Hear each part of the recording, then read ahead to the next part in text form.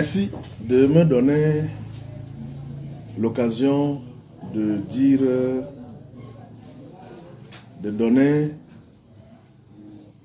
mon avis sur la situation de la nationale numéro 20. La nationale numéro 20 qui traverse la ville de Touboro, qui part de Ngaoundéré, Touboro, Mondou. D'abord, je voudrais dire ici que cette nationale a été réalisée à la faveur d'une subvention de l'Union européenne, dont les travaux ont été achevés entre 2005 et 2006. Donc nous sommes à presque 20 ans que cette route a été réceptionnée. Donc de Ngaoundéré à Touboro, cette route traverse 3 à 4 arrondissements avant d'atteindre la frontière qui arrive à Mondou.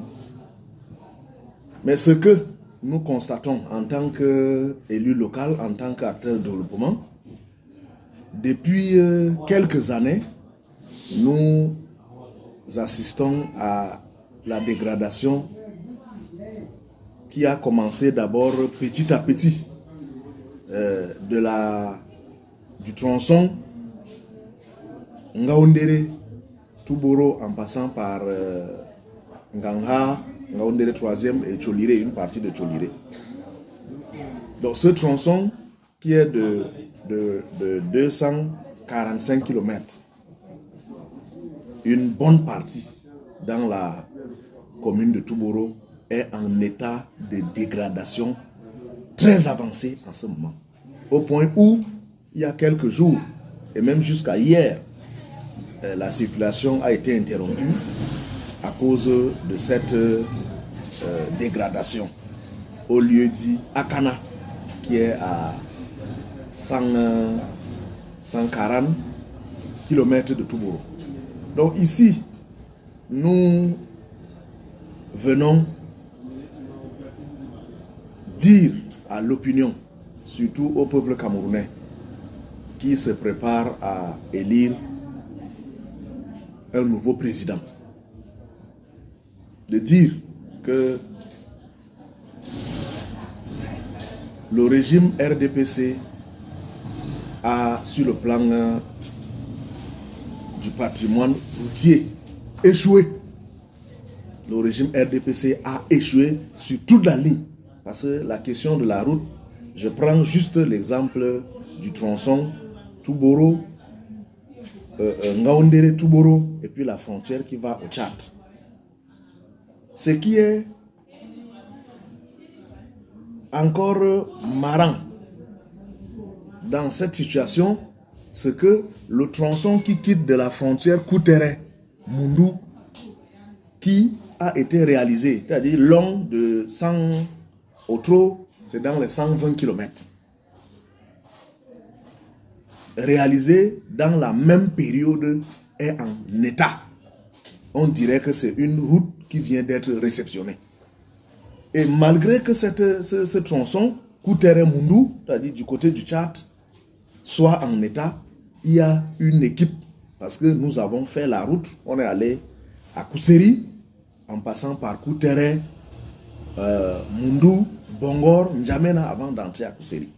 Donc nous avons vu les équipes d'entretien qui sont à pied d'œuvre en train de travailler. Nous n'avons même pas vu des nids de poules, ce qui est vraiment très curieux. On se dit que mais qu'est-ce qui arrive à notre pays? C'est une malédiction que nous avons au Cameroun. Parce que du côté du Cameroun, nous constatons que l'axe, c'est-à-dire en allant du côté du Tchad, est véritablement dégradé. On se dit que les services de paysage au niveau de Ngaoundéré ne font pas leur travail. Justement, ils ne le font pas. Parce qu'il y a le surpoids, ils prennent leur argent et ils laissent les automobilistes continuer. Mais nous constatons que du côté du Tchad, le même axe-là n'est pas dégradé. Ce qui veut dire qu'un doigt accusateur est pointé sur la mission de contrôle qui a travaillé cette axe il y a 20 ans entre Touboro et Ngaoundéré. Ces missions de contrôle n'ont pas fait le travail. Et c'est du mauvais travail. Non seulement c'est du mauvais travail, mais il n'y a pas d'entretien. Nous avons toujours alerté le ministère des Travaux publics qui assure, disons, ce type d'entretien. Parce que c'est une route nationale. La compétence est dédiée au Mintepi. Nous avons toujours, il y a quelques mois, personnellement, j'ai alerté le ministère des Travaux publics pour lui faire savoir que tous les camions en partance du Tchad empruntent la route Ngaoundéré, Touboro, Moundou. Et cette route est en état vraiment de dégradation. Si rien n'est fait jusqu'au moment des grandes pluies, la route là risque, c'est-à-dire la circulation risque s'interrompre. Et c'est ce qui est arrivé. Ce qui s'est passé, moi j'avais alerté le ministre et en ce moment, il y a des points de dégradation. Les points critiques sont nombreux. Mais malheureusement, hier, nous constatons que le travail qui est fait n'est fait que sur là où la situation s'est interrompue, à Akana. Alors que nous avons à l'entrée de Voxom, qui est en état de dégradation. Nous avons à Mbaïlara, à 10 km de Touboro, en allant vers Ngaoundéré, qui est fortement dégradé. Nous avons à l'entrée même de la ville, à Touboro, là où il y a le contrôle mixte, qui est fortement dégradé. Nous avons encore au niveau devant l'usine de Homé, l'usine d'égrenage de la Soie de coton. Il y a également de fortes dégradations en celui. Donc, nous dénombrons là plusieurs points critiques qu'il faut urgemment traiter. S'il faut attendre qu'un point de rupture se crée avant qu'on ne vienne rétablir la circulation, ça veut dire qu'on va passer le temps. Donc vraiment, nous dénonçons cela pour dire combien de fois le régime RDPC qui a géré ce pays pendant 45 ans et n'a pas pu véritablement donner un patrimoine routier au peuple camerounais. Aujourd'hui, on a honte. On a honte parce que pour aller dans ton pays, pour aller à Kousséri, quand nous on grandissait, il y a 20 ans ici, avant que cette route ne soit construite, les gens quittaient Touboro, Mbaïmon pour aller à Kousséri, en passant par Garoua, Maroua. Et ils arrivaient le même jour. Aujourd'hui, quelqu'un ne peut pas quitter Garoua. J'allais dire Maroua pour aller à Kousséri. Il faut entrer en N'Djamena, rentrer, arriver à Bongor. Si c'est que tu es en train de venir du côté de Touboro ou bien Mbaïmboum, tu dois continuer pour arriver à Moundou, à Kelo, Moundou et puis arriver à Koutere. Si c'est que tu vas à Maroua, tu dois passer par le pont sur le Logon, à Bongor, arriver à Yagua. C'est une honte pour le peuple camerounais. Raison pour laquelle à l'UNDP, nous proposons que dans le programme du candidat Bello Bouba Maïgari, la reconstruction rapide et urgente de ces nationales. Il a même proposé, que ça doit même être des autoroutes. C'est ce qu'il a dit à Kousséri. La route, c'est-à-dire la nationale numéro 1 qui traverse Ngaoundéré jusqu'à Kousséri devrait être une autoroute et non une route juste à double voie. Donc, chers Camerounais, je parle là pas seulement en tant qu'acteur acteur politique, mais un Camerounais qui a soif de voir au soir du 12 octobre ce changement afin de donner espoir à ce peuple camerounais qui n'a que trop souffert. Lorsqu'on regarde, lorsqu'on voit la situation de nos compatriotes du côté de Logon et Chari, on a envie de pleurer. On a envie de pleurer parce que ceux qui sont le sous-préfet de Ile Alifa qui a été nommé pour aller à son installation et entrer au Tchad et aller à N'Djamena, arriver à Kousséri avant d'aller prendre la moto, aller là où on doit installer. Ça doit continuer comme ça jusqu'à quand, chers Camerounais?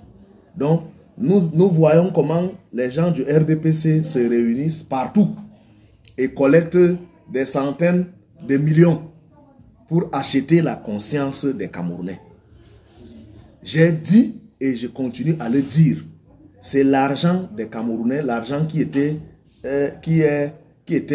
en principe, qui devait être utilisé pour réaliser les biens et services sociaux de base comme les routes pour les Camerounais. C'est ça que le RDPC réunit pour aller acheter, pour vous dire que allez-y voter, voilà, vous allez prendre 5 000, vous allez prendre 10 000. S'ils apportent l'argent, moi je m'adresse au peuple du changement.